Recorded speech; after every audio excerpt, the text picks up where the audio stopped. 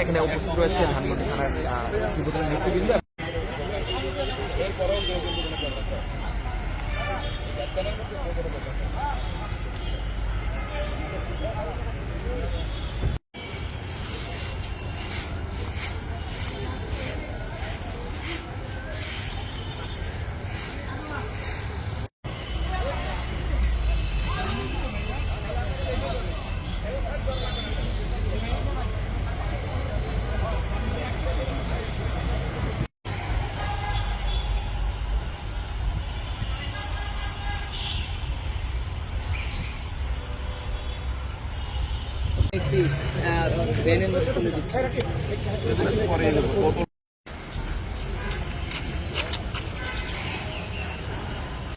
সামনে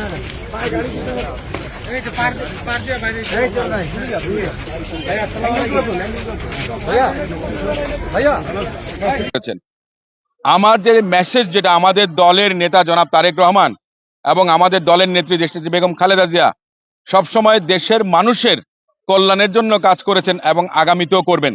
আমাদের দলের প্রতিটি নেতাকর্মী সমগ্র বাংলাদেশের প্রতিটি উপজেলা, থানা, জেলা পর্যায়ে সমস্ত জায়গায় দলীয় কর্মসূচির বাইরে এই সামাজিক কর্মকাণ্ডকে দলের একটা কর্মসূচি হিসেবে পালন করবেন, যেটাতে সমগ্র বাংলাদেশের জনগণ তাদের সুযোগ সুবিধাগুলো যেগুলো আছে সেগুলো কিছুটা হলেও তারা অর্জন করতে পারেন।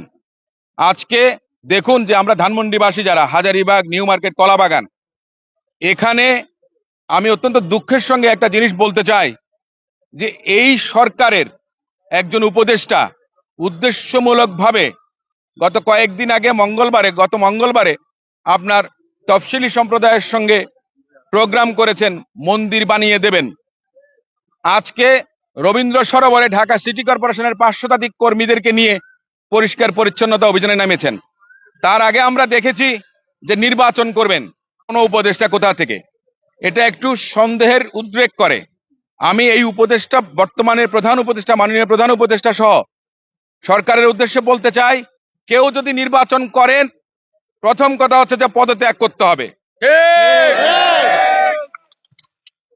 আমি মাননীয় উপদেষ্টার উদ্দেশ্যে বলবো, আপনি ধানমন্ডিতে এসেছেন, হাজারীবাগ গেছেন, আপনি সমগ্র ঢাকা শহরের প্রত্যেকটা অঞ্চলে তাহলে আপনাকে যেতে হবে।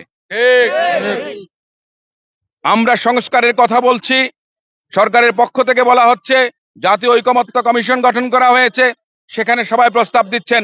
আমি মনে করি সর্বপ্রথম সংস্কারের মধ্যে একটি প্রস্তাব 1 নম্বরে আসা উচিত, যারা এই উপদেষ্টা পরিষদে আছেন তারা কেউ আগামী জাতীয় সংসদ নির্বাচন করতে পারবেন না।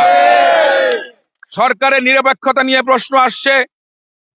ছাত্র সমন্বয়ক যারা ছিলেন তাদের সতীর্থরা এখনো উপদেষ্টা পরিষদে আছেন, তাহলে তাদের দল যখন রাজনীতি করছেন, দল গোছাচ্ছেন, নতুন দল করেন, কোনো অসুবিধা নাই, সাধুবাদ জানাই। আমরা চাই না নতুন দল অঙ্কুরেই বিনাশ হয়ে যাক কিংবা অঙ্কুরেই ঝরে পড়ুক, আমরা সেটা চাই না। আমরা চাই নতুন নতুন সংস্কৃতির জন্ম হোক, আমরা চাই নতুন ধারার রাজনৈতিক দল আসুক, আমরা সাধুবাদ জানাই। কিন্তু রাষ্ট্রকে কাজে লাগিয়ে রাষ্ট্রীয় পৃষ্ঠপোষকতায় জনগণের সঙ্গে প্রতারণা করবেন, আমার মনে হয় এটা ঠিক না। কল্যাণ যদি করতে হয় নিঃস্বার্থভাবে করেন, আমরা যারা রাজনীতি করি আমাদের কথা ভিন্ন, কিন্তু যারা উপদেষ্টা পরিষদে আছেন তারা তাদের উদ্দেশ্য হাসিলের জন্য এমন কোন কর্মকাণ্ড করবেন না যেটাতে জনমনে প্রশ্ন জাগে।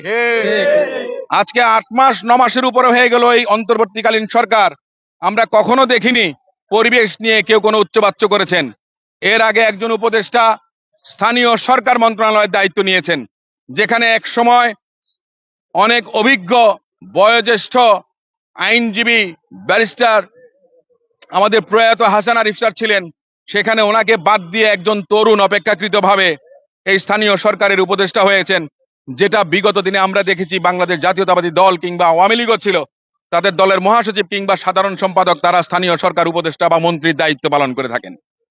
ওনার এই দায়িত্ব পালন তাদের দলকে সুনির্দিষ্টভাবে সুযোগ করে দেবার জন্য আমি মনে করি উদ্দেশ্য প্রণোদিতভাবে তারা করেছেন, এবং যেটার প্রতিফলন আমরা দেখেছি যে স্থানীয় সরকার উপদেষ্টা তার সিটি কর্পোরেশনের লোকজন প্রশাসকদেরকে নিয়ে আপনার এখানে বিভিন্ন প্রতিশ্রুতি দিচ্ছেন, যেটা আমি মনে করি সুষ্ঠু রাজনৈতিক যে প্রক্রিয়া আছে, যে চলমান আমরা আন্দোলন করেছি, সংগ্রাম করেছি, আমরা বাংলাদেশে গণতন্ত্রায়নের জন্য আমরা রাজনীতি করছি ভোটাধিকার প্রতিষ্ঠার জন্য, কিন্তু সেটাকে ব্যাহত করার জন্য কেউ কেউ বিভিন্ন ধরনের কর্মকাণ্ড করছেন, যেটা এক ধরনের ষড়যন্ত্র।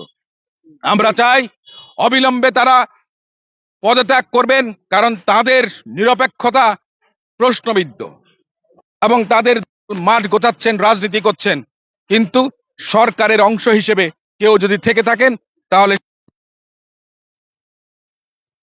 আমরা আপনাদেরকে সহযোগিতা করব। আমি আমাদের নেতা কর্মীদেরকে বলবো, শুধু একা নয়, এখানে 4টি থানা আছে, প্রত্যেকটা থানায় আমাদের দলের নেতা কর্মীরা সামাজিক কর্মকাণ্ড এগিয়ে নিয়ে যাবেন, এলাকাবাসী যেন অন্তত বুঝতে পারেন যে এটা শুধু রাজনীতি নয়, রাজনীতির পাশাপাশি সামাজিক ভাবেও তারা ভূমিকা রাখছেন জনগণ এবং এলাকার উন্নয়নের জন্য।